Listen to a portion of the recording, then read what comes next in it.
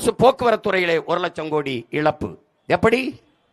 தனியார் முதலாளிகள் நடத்துகிற பேருந்தில் எல்லாம் லாபம் வருகிறது. பல புதிய வழித்தடங்களுக்கு விண்ணப்பிக்கிறார்கள். அரசு போக்குவரத்தில் இழப்பு எப்படி வந்தது? யாரு கேட்டது இலவச பேருந்து?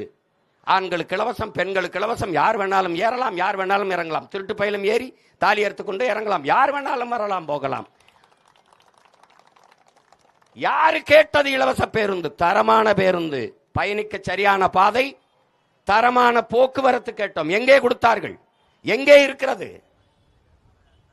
உயிரை காக்கும் மருத்துவத்தில் தரம் உண்டா?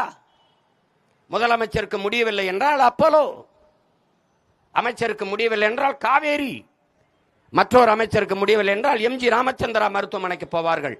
அப்ப அரசு மருத்துவமனை ஏன் தரமில்லை? தரமில்லை. அப்ப தரமற்ற மருத்துவமனையை எதுக்காக நடத்துகிறார்கள்? அதற்கு எத்தனை ஆயிரம் கோடி நிதியை ஒதுக்குகிறீர்கள்? அப்ப அந்த நிதி எங்கே போகிறது?